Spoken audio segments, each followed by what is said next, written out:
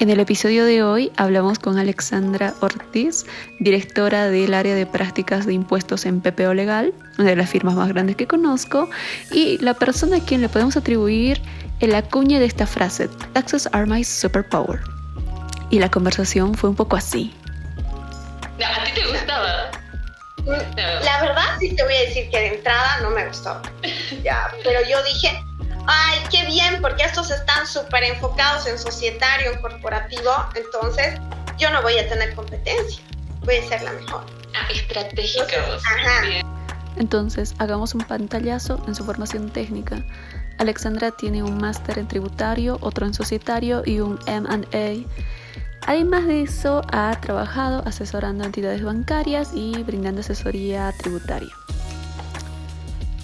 Por lo que pudiste escuchar, quizá estás imaginando a una abogada que responde al clásico perfil de quien trabaja en tributación, pero Alexandra es una grata sorpresa porque, además de ser una persona disruptiva dentro de su área, es alguien que nos sorprende con iniciativas como Women in Taxes y algunas otras que vamos a ir conversando más adelante. Entonces, en esta primera parte hablamos sobre cómo se ha encontrado con la carrera y con la especialización de tributación y cuáles han sido sus primeros pasos al construir su marca personal. Yo soy Jessica y Derecho Pop es un podcast que llega gracias a API Marketing Jurídico. Mira, ¿podrías contarnos un poquito sobre tus inicios en la abogacía y cómo has llegado a especializarte en tributario? Ok, bueno, gracias Jessica por invitarme, ya también a tu cofundador. No conocía de tu podcast, me parece una iniciativa muy innovadora, te felicito y por eso he aceptado estar aquí, porque me gusta apoyar a la gente creativa, a la gente innovadora. Y me llamó la atención que dijiste cosas como que yo no pensé que se percibían de esa manera, como por ejemplo, que no soy un perfil como que el típico perfil de abogada, porque evidentemente es eso lo que yo intento como que potenciar o posicionar, porque una de mis características es la disrupción. Y no es algo que yo hago a propósito, sino es algo que viene innato a mí. Entonces es muy de mi esencia. Entonces, no sé, que me lo digas es porque algo estoy haciendo bien. Entonces, yo llevo mucho tiempo trabajando en mi marca personal y evidentemente uno de los objetivos era la disrupción. Entonces eso quiere decir que, o sea, si lo has identificado tú, es que también otras personas también lo ven. ¿Cómo empecé cómo fue que yo caí estudiando esto y dedicándome a esto? La verdad es que creo que fue un poco adoctrinamiento, porque mi papá es abogado. Oh, yeah. Entonces no había mucha opción en mi casa de otra cosa. ¿No? O abogada o notaria, o sea, no tenías más. Y además era abogada de litigio y no más. Entonces, claro, un hombre muy imponente y, bueno, en fin, no tenía yo ningún problema porque desde pequeñita me hacía leer expedientes, me hacía coser expedientes, o sea, ha sido todo un adoctrinamiento, así. Me hacía ver películas de abogados, hasta que yo un día llegué con Legalmente Rubia y le dije, ahora vamos a ver esta es la que yo quiero ser. O sea, yo quiero ser esta, no quiero ser esas aburridas de ahí, yo soy esto. Pero igual tu papá es súper inspirador, que te va a ver pelis desde chiquita. Sí, desde pequeñita hemos visto películas de abogados, debates y cosas así. Entonces, bueno, ya cuando yo llegué con la película Legalmente Rubia, o sea, mi papá se mataba de la risa en una parte donde Elle Woods va a rescatar al perrito de la señora que le hace las uñas. Ay, sí. Esa parte de la película en mi familia es épica. O sea, es épica, ¿ya? Entonces es como que, y devuélveme el perro, y me lo llevo, y entonces es como que esa es como que algo muy, que a mí me tiene muy marcada. Entonces, si tú te das cuenta, el Woods muestra la otra cara también de la abogacía, una cara divertida, una cara auténtica, una mujer empoderada. Y eso que más humana, más humana. Entonces, y eso que esa película no es muy nueva, ya lleva sus buenos años. O sea, yo me acuerdo haberla visto cuando tenía que 20 años, 21 años, algo así. Entonces, ya ahí ya se ve cómo se empieza a percibir que las personas no somos un estereotipo, las personas no somos unos robots, las personas no somos un traje azul y gris, o sea, las personas somos. Entonces, por ejemplo, yo tuve la oportunidad de vivir en España, de trabajar en España, y evidentemente ahí las personas, o sea, son muy, muy, muy ellas y no sé, o sea, no, al menos yo no veía que la gente, o sea, obviamente había la típica persona que respondía al estereotipo, pero habían otras que no. Entonces yo decía como que me siento muy cómoda en esta sociedad, me siento muy cómoda en ser yo misma, y si quiero ponerme una pluma como Carrie Bradshaw para ir a trabajar, lo hacía. Entonces, a mí me gusta mucho vestirme, me gusta mucho porque creo que es algo que muestra tu personalidad, que es una forma de expresar, ¿ya? Entonces, yo no podría encajar en un lugar donde me cuestionen mis uñas rosas, o donde me cuestionen mis zapatos de Lady Gaga, o donde me cuestionen mis plumas. No podría. Entonces, perdón, en este momento, que te interrumpa. ¿Has estado trabajando en algún momento en un lugar así? Sí, he trabajado en el Banco Central de Bolivia, y ahí era una pugna interna porque era como que le vamos a llamar la atención porque los colores que tiene que usar son gris, azul, negro, plomo. Y yo, mande. Entonces era como que me vale.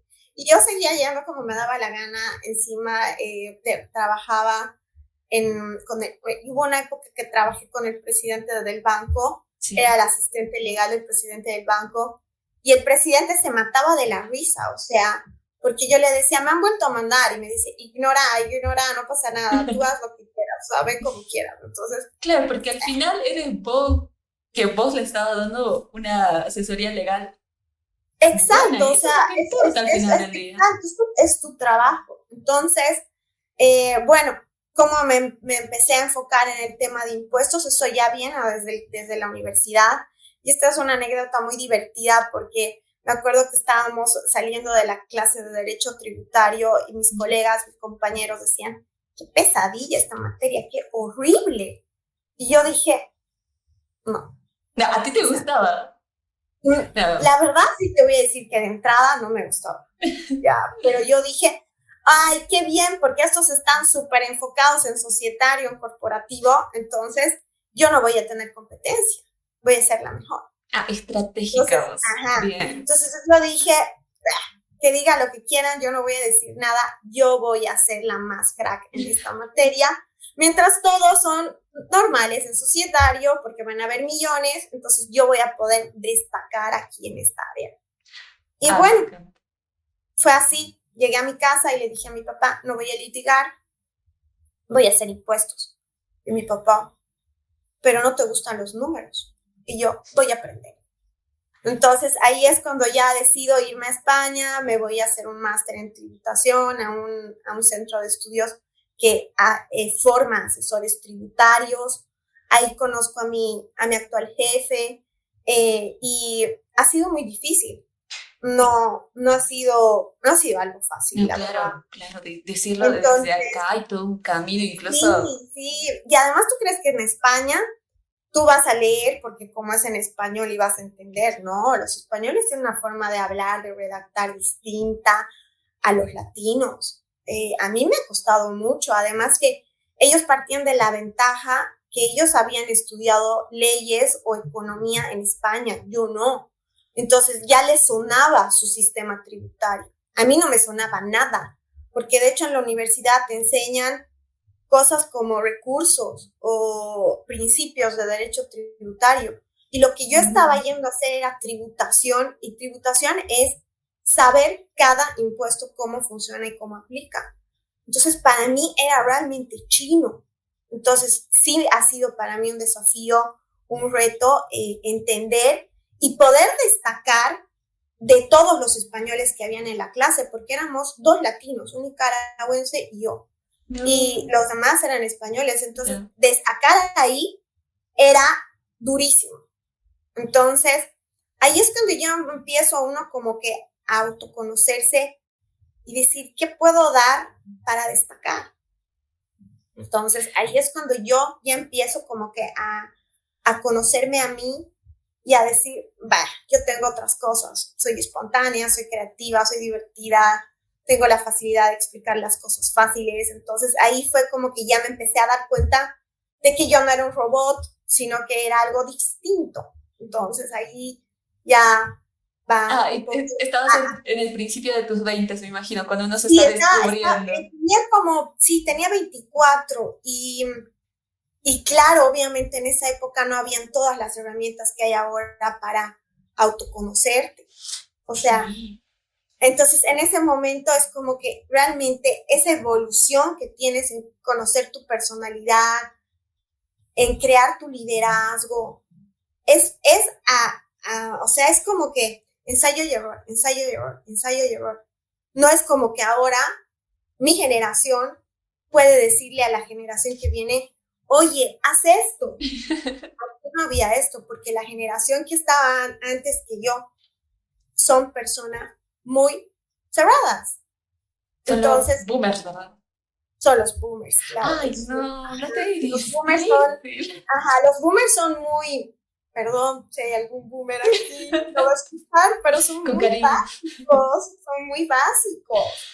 En cambio, los millennials vienen a como que a romper un poco eso y a abrirles las puertas a los que vienen para que los boomers también abran su mente. Entonces, el rol del millennial es de transformar, es de irrumpir, porque hasta la misma generación es una generación que ha venido de la mano del internet, de la tecnología y de todo eso. Entonces, es una generación que tiene como que yo creo que la misión de incluir a ambas. Eso iba a decirte, que los millennials son los que como han crecido tele, el Walkman y después... Claro, el Atari. Y luego ya de repente viene la computadora, viene el WhatsApp. Entonces es como que lo hemos visto todo. Sí. Pero yo pienso que eso es en algún nivel muy bueno a comparación de las generaciones anteriores y las posteriores, porque llegas a desarrollar una capacidad de flexibilidad y adaptabilidad buena. Exacto. Eso es muy, muy, muy positivo ahora, saberte adaptar, ¿no? Entonces yo creo que el millennial tiene esa aptitud o habilidad de adaptarse al cambio muy rápido. Sí. Creo. No, yo también lo creo, soy fiel creyente de eso. Y no, los boomers, los queremos, pero... Pero sí. Estamos construyendo también para la... No, y además son muy buenos mentores, son muy buenos profesores, ¿no? Tal vez tienen una escuela un poco tradicional, pero les cuesta un poco como que abrir la mente, ¿no? Entonces ahí estamos los millennials no, es que tú tienes que entender que estas generaciones son así, así, así. Por ejemplo, muchos no tienen TikTok, muchos no saben ni siquiera hacer post de Instagram. Entonces, como que, ay, amigo, no vas a entender, digamos. No, o sea, sí. Y los puedes identificar claramente cuando ponen esa etiqueta gigante horrenda. O sea, dices, este es un boomer durísimo, así. Sí. Dices... Y alguna ocasión con la persona que me formó, porque decía, son excelentes mentores, estoy de acuerdo. Igual, boomer, y estábamos hablando alguna vez de LinkedIn, como que hay que construir el LinkedIn, la marca, todo. Y él me decía, no, ¿para qué? ¿Y por qué? Exactamente, ¿por qué? ¿Para qué? Yo terminé de convencerle y pone la foto. Y sube la foto, la clásica la que nos piden para los certificados, para los posgrados, así, fondo rojo, trajecito, foto carnet. Y yo, pone otra foto. Y me he recordado, pero capísimo enseñando, eso sí le reconozco. Muy bueno formando. Son excelentes mentores para ti. Sí. Hablando de eso, a ver, acá, yo hablo con colegas más jovencitos, un poco más mayores y así, hay algo en común todavía en algún grupo. Sí, otros grupos no son gente disruptiva como vos, pero hay otro grupo que romantiza un poco la carrera en el sentido de, voy a ver la carrera como un ideal de voy a ir a buscar justicia, mi carrera se va a construir exclusivamente en base a mi ética.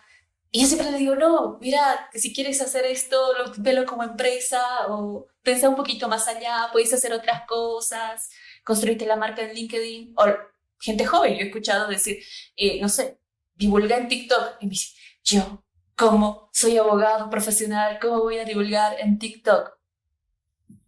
Y no sé, eso me lleva a esa pregunta de si hay algún recurso o algún enfoque específico que vos hayas encontrado especialmente útil para desarrollar la carrera. O sea, más allá de que sí o sí nos tenemos que formar técnicamente. Claro, a ver, por ejemplo, sí hay muchas personas que estudian porque realmente quieren buscar la justicia, Sí. ya como un Avenger.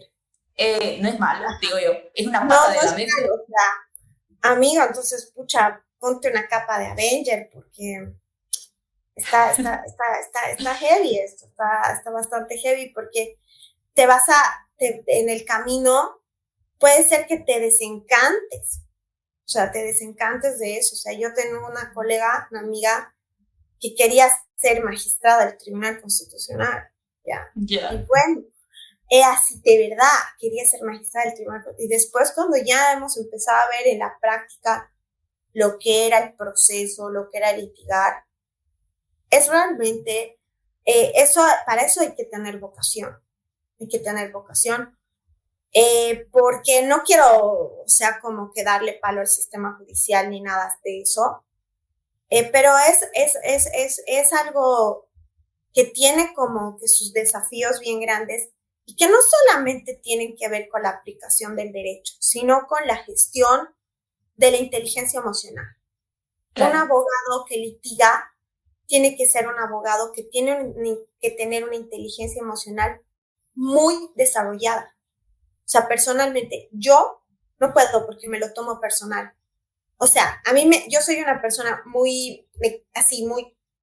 Entonces, por ejemplo, si me dicen, va a estar el proveído, la sentencia el jueves, y el jueves no está, a mí me revienta el hígado. O sea, no puedo. Entonces, o que me salgan con algún disparate de la aplicación o se inventen algún argumento que nada que ver, que no tiene sustancia, que no tiene soporte legal, cosas así que se ven normalmente, me hierve el hígado. Entonces no puedo.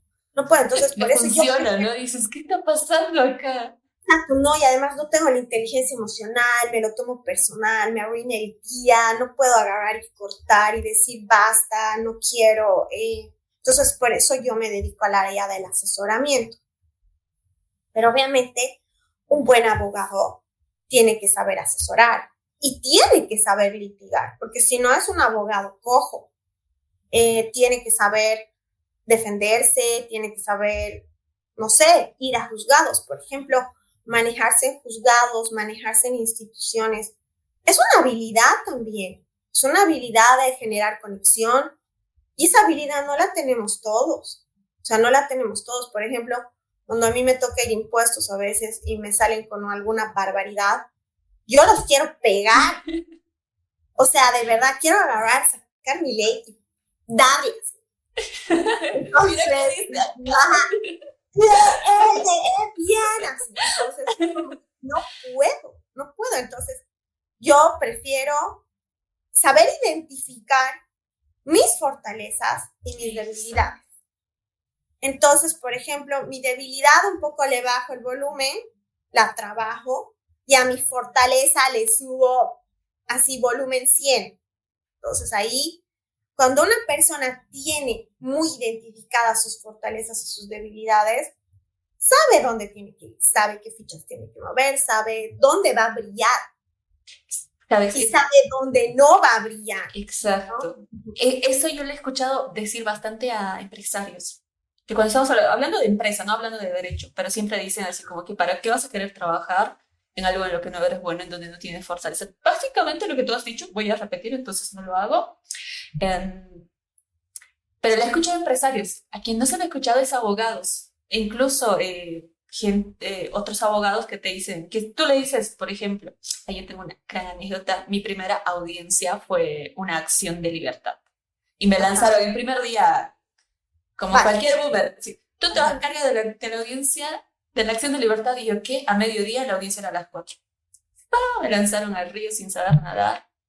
Y pasado ese evento, yo digo, bueno, quiero ser buena en esto, quiero ser mejor en esto.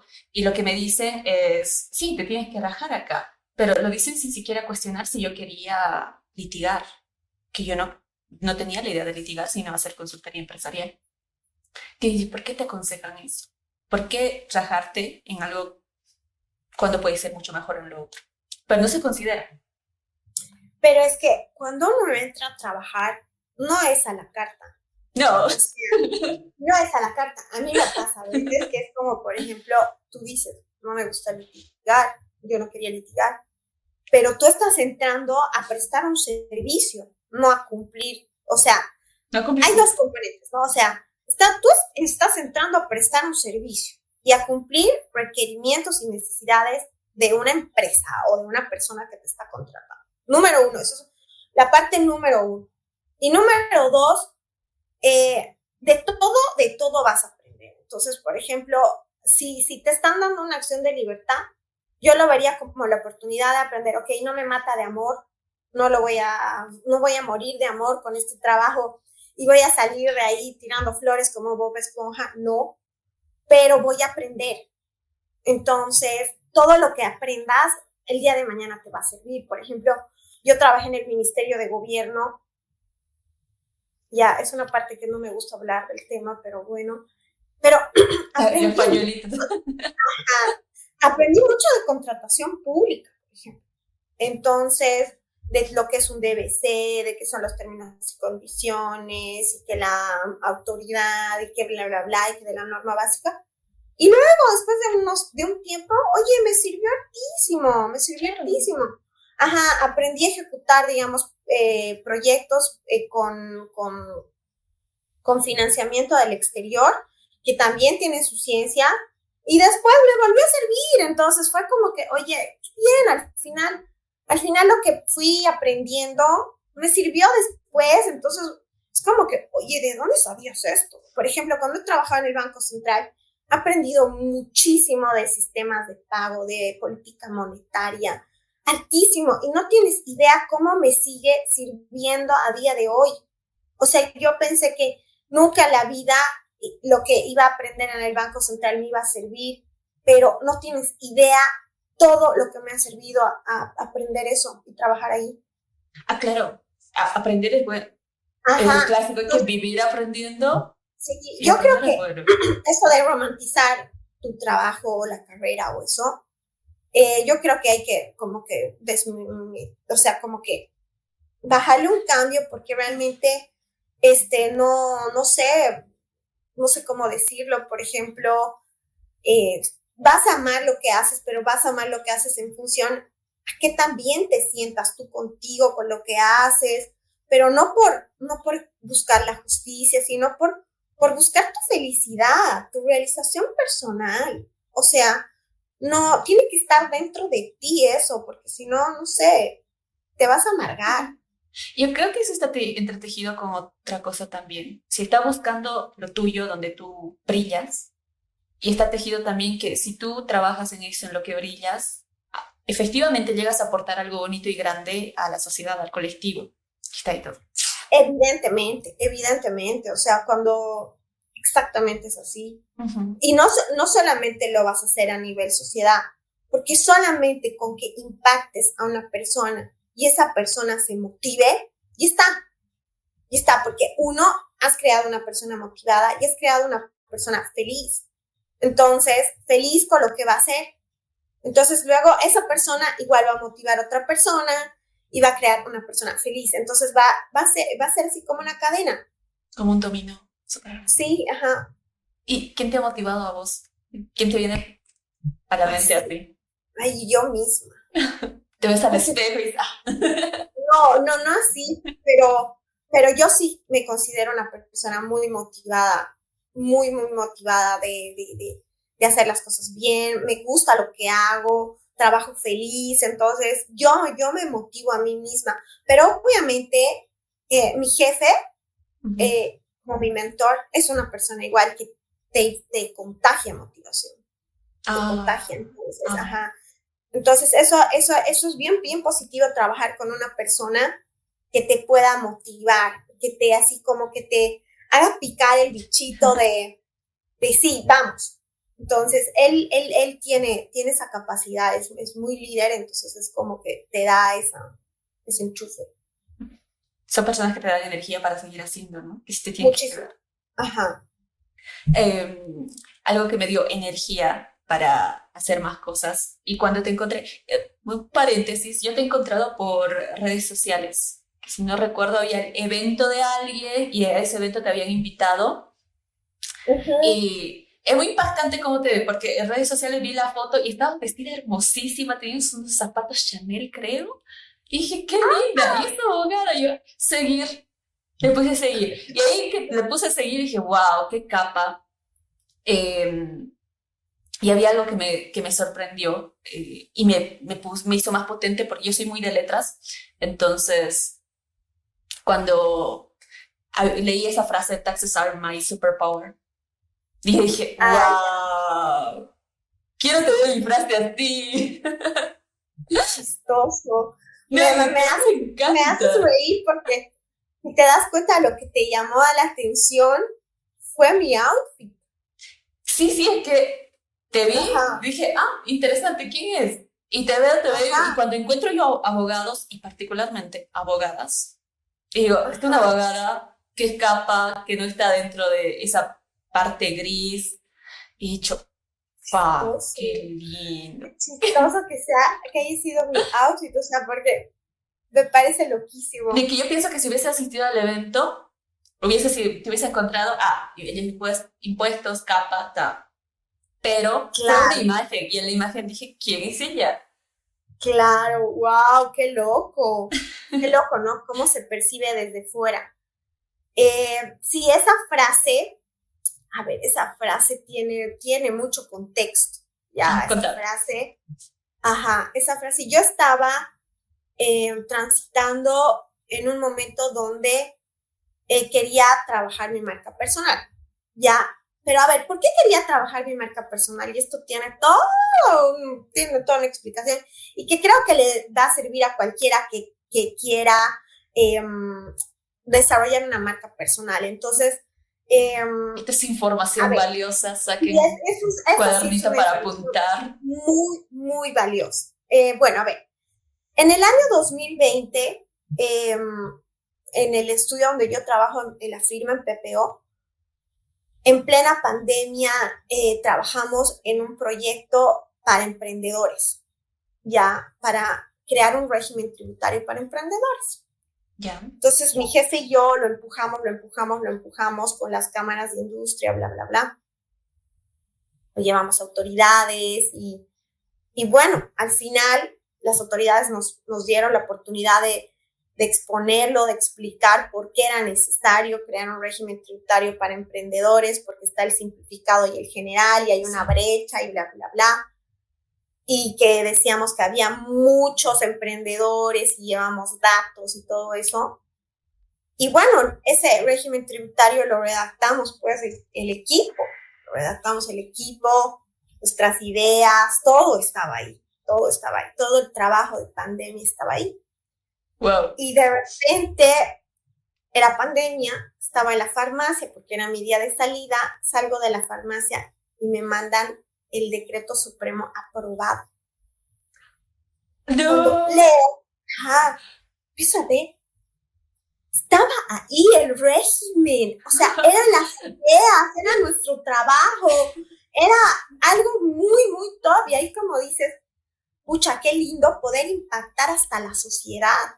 Y yo siempre he querido hacer algo grande, siempre quería hacer algo grande. Y en la pandemia, sea, Sí, yo sé ajá. que muchos nos hemos ocupado, yo me incluyo en algún momento, nos hemos ocupado de sobrevivir, pero tú estabas haciendo algo No, grande. evidentemente. Entonces, cuando vi eso, o sea, te cayeron mis bolsas al piso de la calle, me arrodillé, lloré, no podía creer, no Quiero sabía quién abrazar, abrazar, no importa la abracé un pandemia. árbol, así abracé un árbol porque estaba sola, entonces fue así como, qué cosa más gratificante, por Dios, qué cosa más bella. Entonces, obviamente, para darle difusión a eso, ahí es como que me subían como en una estrella de Mario Bros. Ya, entonces, como obviamente yo soy una de las co-creadoras de ese régimen, entonces me lo sé muy bien.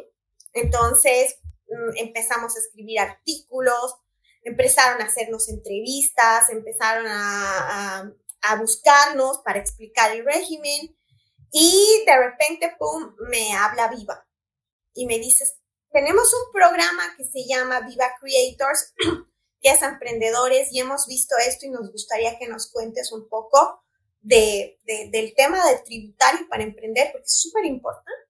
Entonces un colega que tengo que es muy creativo dice, lo llamamos Tributips.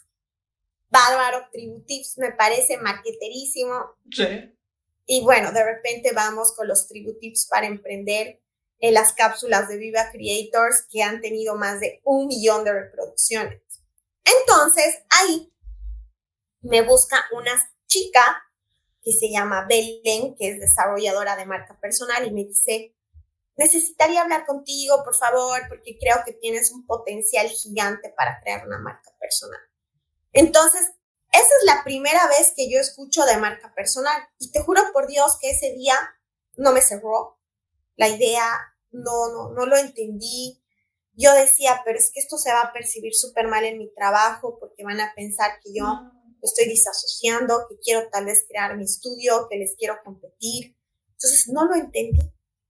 Ya, ajá, no lo entendí. Entonces, bueno, después de 1 año, yo fui a un taller, porque yo soy cofundadora de una fundación que se llama Fundación Iguales. Entonces, en ese taller hablaron de marca personal. Antes de ese taller hice un coaching online en Madrid, en un centro de coach, así que te hacen unos coaches profesionales así, bárbaros, y ahí también hablaron de marca personal. Y a la tercera vez que hablé escuché hablar de marca personal fue en este taller. Ya, entonces ahí yo dije, ahora ya había entendido qué es lo que estaba pasando.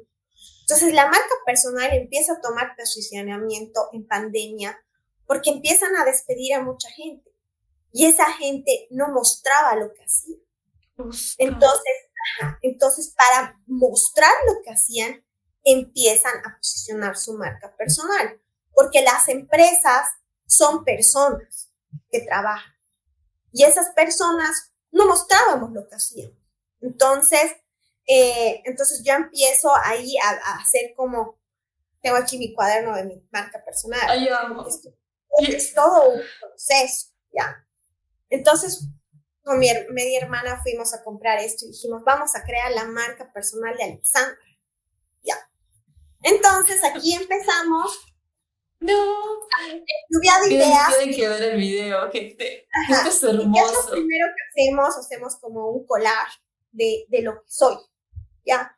Entonces, por ejemplo, esta página son como mis 20. Yo siempre divido mi vida por décadas, ¿ya? Ya. Entonces, aquí están mis 20, cuando viví en España, estoy aquí yo de niña, justo yo me quería quedar en España y no me pude quedar, porque había una crisis económica muy fuerte, yo soy abogada española, tengo nacionalidad también, pero no logré. Entonces, en mis 20 siento como que hubo un quiebre en mí, no logré algo que amaba o que quería o deseaba. Entonces, ya aquí empieza. Ajá, empiezan. Ok. Empiezan mis 30 y empiezan mis 30 con un pelotazo en crecimiento profesional, porque yo lo había decretado así. Yo quería que a mis 30 sean éxito profesional, crecimiento profesional. Eso yo quería que sean mis 30.